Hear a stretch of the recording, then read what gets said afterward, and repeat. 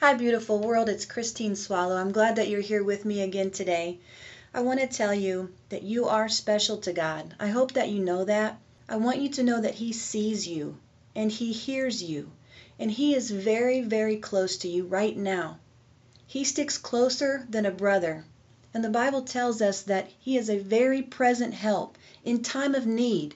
So lift up your eyes off of your circumstances today and believe that God, creator of the whole universe, is there at your side right now. What do you need? Look to Him for it. He really truly loves you. He sees you. He sees the inside of your soul, and He loves you. He loves every single part of you. You are loved by your Creator. He is not against you. He is for you. He has good plans for you. He will turn your bad situation around. He didn't cause it, but He can deliver you from it. He's a good God, and He's a nurturing Father, and He loves you so, so much today. Well, today we're going to have part 2 of my husband's testimony, healed of cancer, and then his mind was attacked, and it's going to be a great time. Please write in and let us know how these broadcasts are affecting you, or let us know prayer requests. You can email me at christine@loveandlaughter.info. So now we're going to go into part 2 with Jim Swallow in his testimony. Remember what day it was, and I was very tired from not sleeping for days and days. And my mother was there with me. We were talking about, you know, she was asking me, are you tired and what's keeping you going? She asked me if I was afraid to die, and I said, honestly, Mom, I'm not afraid to die at all. And she said, well, what's keeping you going? Why are you fighting for? And I said, honestly, Ma, I'm trying to stay alive for you. Because in the course of all this happening, my father had left. They were getting a divorce. I was having cancer 2 times. The least I could do is just live. Go through all this and then you die on top of it. So I told her, I said, this is really the reason that I'm wanting to live. And she told me, she goes, I think about dying a lot too. She goes, especially after this past couple of years, And I asked her, well, what keeps you to want to go on? And she said it was my sister, because my sister was very little at the time. She goes, I gotta be here for her. She goes, but I want you to know that for the first time in your whole life, I know that if you die, you're going to go to heaven. She said, I know that, so you don't have to worry about it. And she was touching my face, and to hear her say that, like, gave me her blessing or whatever, my eyes shut immediately, and I could feel her touching my face, and I couldn't open my eyes to look at her. I couldn't lift my hands, and an incredible comfort was coming into my body that I can only explain by using these explanations. If you've ever had to go to the bathroom very, very, very bad, like you're in a car and you were going to the bathroom for the longest time you can imagine, and you finally went to the bathroom, how good that would feel. Or if you were walking all day long, maybe at an amusement park, and your feet were killing you, and you finally sat down, how good that feels. Or if you're laying in bed, maybe watching a movie, and you're trying your hardest to stay awake, and every time you blink, the temptation and how good it feels to close your eyes, it was like all 3 of those feelings combined and multiplied by like hundreds. And it was like pulling me into this sleep. And it was feeling so good that I actually couldn't resist it anymore, and I just started to laugh in my mind. I said, this is it. I am going right now. This is like for real. And I remember saying to myself, well, where's the light? This has got to be it. There's nothing I've ever encountered, anything. This has got to be. And I started to laugh. But then, and I remember saying that, where's the light? And then I said, but God, I said, I don't want to die. I says, I want to finish school. I want to get married. I want to have kids. And I remember saying those kind of things as evidently I drifted off. And the next thing that happened, it was the next morning, and I woke up and my fever had broke, my vital signs, everything turned around, everything. All my levels, everything just came normal that next morning when I had woken up. And when I woke up, I was born again. God was in my life, and I knew now what being born again was. I knew that I was truly like born again. I knew I was healed, and I could not stop telling people about God. I couldn't stop thinking about God. I just wanted to tell every single person. I was telling the doctors, the nurses, people that were coming to visit me. I'm like, hey, this is all real, and the thing that was interesting was that, this was an attack that happened on my physical body. All right. Well, after I had become born again and this was happening, I started to maybe go off in my mind. All right. They let me out of the hospital because my fever had been gone for more than 24 hours or 48 hours and my vitals. So they just, released me. And I was just on fire for God. I couldn't stop talking about him for anything. And I called every friend I knew from college. I had it in where I lived. Everyone came because I was going to have this big party and I was going to tell everyone about me being a Christian now. And I had a nervous breakdown in the middle of this party in front of all these people. They were all standing there looking at me, and this big nervous breakdown thing happened. But I didn't even let that stop me, because then the next day I was supposed to take my mother out to dinner because it was her birthday. I didn't know all these people were calling my mother and saying, Mrs. Swallow, I think there's something really wrong with Jim. So we were driving to the restaurant, and I just kept telling her that I've got this power, and I could pray in the name of Jesus, and this stuff's gonna happen, and everything I'm praying for happens. So she started thinking to myself, something's really wrong. I'm gonna have to take him to the psychiatric ward of the hospital. So she just, instead of going to the restaurant, she took me straight to the hospital. And all of a sudden I looked, we're in the parking lot of the hospital, and I'm going, it's a miracle. Because I had fallen madly in love with one of my nurses during this period of time, and I thought, I'm going to go see her. Look, it's just a miracle. Here we are. I said, what are we doing here? My mother goes, I just needed to use the phone. And so she went in, and then I just went right in, and I went up to the floor where this girl worked, and the security guards grabbed me, and they brought me back down to the emergency room, and I kept saying, when we got to go? And they're like, I think you're going to be staying here for a while. And I'm like, I'm not staying here. There's nothing wrong with me. I'm going out to dinner with my mother right now. It's her birthday. They're like, no, you're going to stay here. And all of a sudden I started realizing these people are not going to let me go. And there was maybe 50 people in this emergency room. And I was starting to get loud with them. And I was telling them, you can't keep me here. And I would look at my mother and I would tell her, I would say, watch this, Ma, I got it all under control. And I would look at all these people and I would say, you're all going to forget that I was even here. And I would go, in the name of Jesus, forget! And I would snap my fingers, and I had all this faith in my prayers, and I thought I was just going to now walk right out of the place and the security guards would grab me. And I would think, what in the world is going on? And I would say, I said, in the name of Jesus, forget!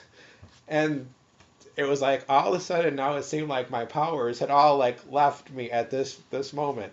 And so they took me into this holding cell or whatever you want to call it. And there two guards were there at the door, and my mother and grandmother were there with me, and these guards were standing there face to face. And I was telling them, very boldly, telling them that they didn't know who they had, that they were holding in this cell.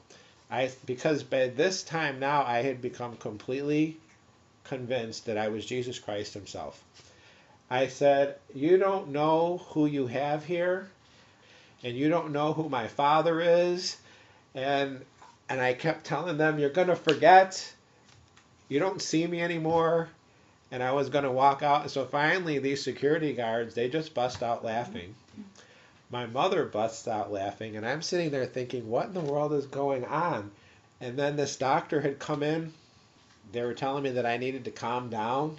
They gave me this shot. And I just fell right asleep. The next thing happened. I opened my eyes. And it was the next day. And I was in a hospital bed. It was strange because I looked at the table next to the bed and there was no phone there. Looked and I noticed that my shoes were there, but there was no shoelaces. And I was still wearing the same clothes, and I was looking around and I thought, and then I looked at the windows and there were bars on the window. I said to myself, I got a feeling I'm in the nut house. And I'm looking and I thought, how did I get here? I couldn't remember. And I said, all right, I was going out to dinner with my mother and I was telling her all those things in the car and I thought, oh, great. I go, then we came to the hospital and then I remembered what happened in the emergency room and I remembered me thinking I was going to make everyone forget that I was even there and I thought, oh my God. And I knew, believe me, from that moment, at that time, I never want one single time after that did I ever think that I was Jesus Christ. I never thought I had supernatural powers. It just all never came back again from that minute on. But I laid there in that bed and I thought I was Jesus Christ last night. Oh my God. But after I was there about maybe 5-6 hours, figure 5-6 o'clock in the evening, something started to happen to my voice. And I would be talking normally, having a conversation with someone. And as I was finishing my sentences, my tongue would get like tied in knots and I couldn't talk. I would be talking like this and then and I would go think to myself, what in the world is happening? I can't talk. And the phone kept ringing. There's a phone call for Jim Swallow.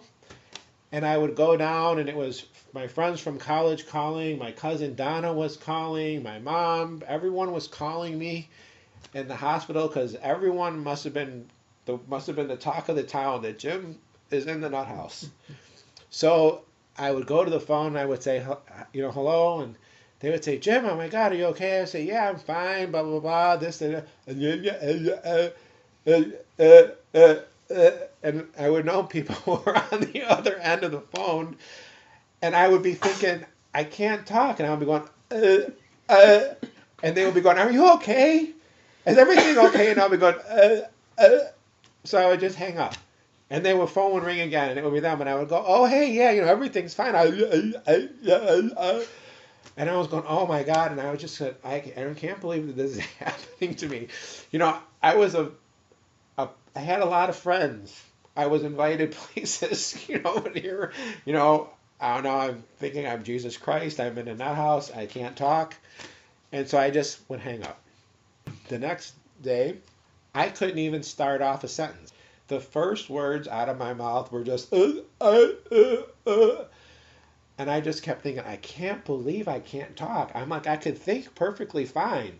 I could, the problem was not in my mind. It was like something happening with my tongue. So I spent that whole next day completely unable to speak.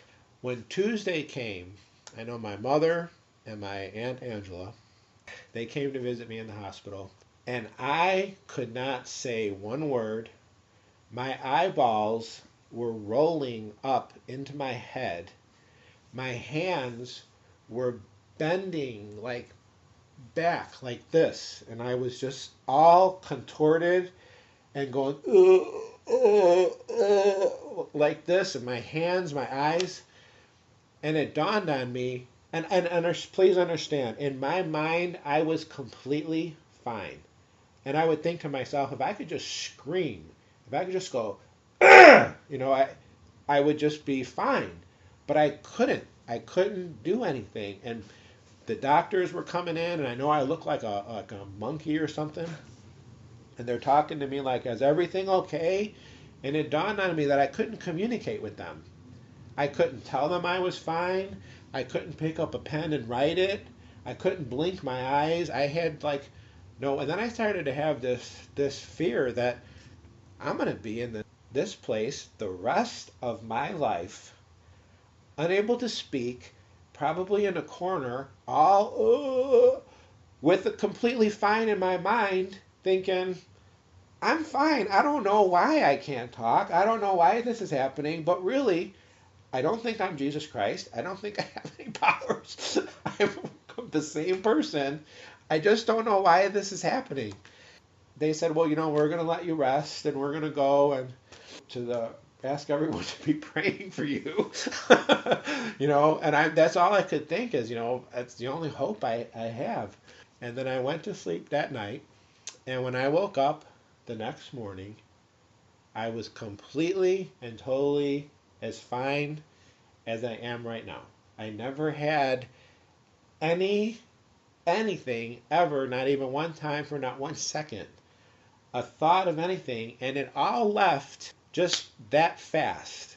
And I just know that God just delivered me just that fast. Now understand, this is where it gets really interesting, because that was the morning of the 4th day, and I was fine all day. And I did all their puzzles and answered all their questions and went to craft and did all this kind of stuff, and I was completely fine. On the 5th day, or maybe that, whatever, but the 5th day they said, you can go down into the lobby. And my Aunt Angela, my cousin Don, I remember they came and we went and they let me visit with them in the lobby.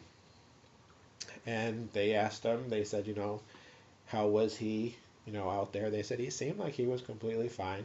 The next day, they let me actually go out to dinner with my mother. They asked her, like, how was he in public? She said he was just fine. And then so they let me out on the 6th day. And I got out of there in 6 days as fast. If I would have signed myself in and signed myself out simultaneously, I got out that fast in 6 days. But I didn't sign myself out. I just got out of there in 6 days. And they said they never saw someone make that kind of a recovery in such a short amount of time, that they made a case study out of me in this psych ward.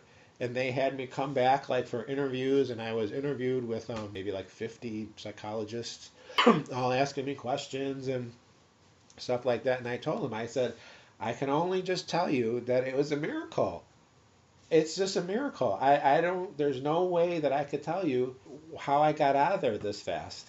So then I'm out and everything is fine. And now my mother's having maybe fear or whatever, because now I'm supposed to start the next chemotherapies. Now it's time for me to start month 4 of chemotherapy. I says, there's no way. I'm not going. I'm not.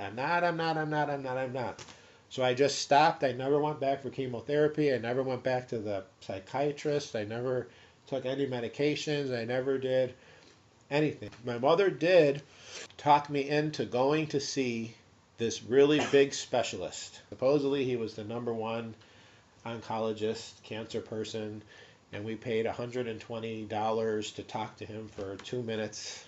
And when I left that and I decided not to go back, I forfeited all my insurance because I had to say I was going to not listen to what they were telling me. And he looked at all my stuff and he said, your mother, you guys paid a lot of money for my opinion, and I'm going to give you my opinion. My opinion is that there's an 85% chance that you'll be pushing tulips within the next 5 years, and most likely it will happen this year. And I said, okay. I said, thank you very much. And I left. You're thinking when someone tells you that, And the whole year came, and the next year came, and I still never went to the doctor. I never took a medicine for anything. I just did truly believe that God was going to heal me, and he did. I know that I'm not a better person than anyone. I know that I'm not anything other than I really did just believe that God was real and took him at his word. And the thing that I learned from it in hindsight is that you might pray for something, or maybe something might not happen at that time. But that doesn't mean that, I didn't get healed from the cancer the day that they prayed for me, and I only got worse. And then this mental stuff, but God just proved himself to be true in all these different arenas. And I know I've had many, many miracles and testimonies and things that God has done for me since then. And he is real. He's alive. If he did it for me, he'll do it for you. And I do want to end on this one note, that when I left from that mental institution, the thought of me serving God after that had happened, I wasn't going to serve him for any amount of money, for millions of dollars. I would not have served him after that happened, with that having a nervous breakdown like that. I just said, I'm not, if this is what being Christian and trusting you is like, I don't want nothing to do with any of this. And I knew that God was telling me to go to Bible college. But you know what I did instead of went to Bible college? I went to bartending college. Surely I'm going to die. He's not going to let me live when I'm telling him point blank, I'm not going to go to Bible college. I'm going to bartending school. I would be thinking to myself, there's no way he's going to let me live. And he just started working with me, and it was just maybe like 3 years later that I finally just said, oh, it's pointless. I'm like, I really want to go to Bible school now. I really want to learn more about him, fulfill my destiny. I'm here today. And if he did it for Jim, he will do it for you. That is his message. That's a powerful testimony. And Jim is here now. We've been married 20 years, have 2 beautiful children. And I know that Jim has told his testimony to hundreds of people all over the United States. It's so encouraging to know there's nothing special. If God will do it for one person, he'll do it for any person. Because what Jesus did on the cross, he did for every man. And I want you to be encouraged this week. Visit us at our website, www.loveandlaughter.info. Write to me and tell me your tough questions. Let us know what's going on in your life. I really want to hear from you. And also visit our GGN website, graceglobalnetwork.com. You will find some upcoming events. We're going to be at a church called The Well on December 6th for our worship rally. It's going to be a great, awesome concert with Joe Serafici and his band. He has written original songs that will blow your mind. It's going to be a great, great worship rally. And you can find that on our website, and also you can visit The Well online at purefilteredjesus.com.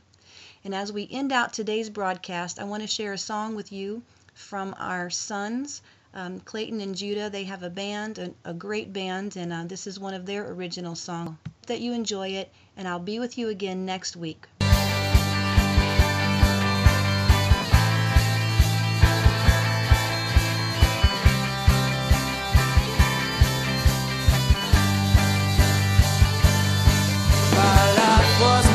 Everything was a wreck inside me. I needed something new, something improved about me. So take me and break me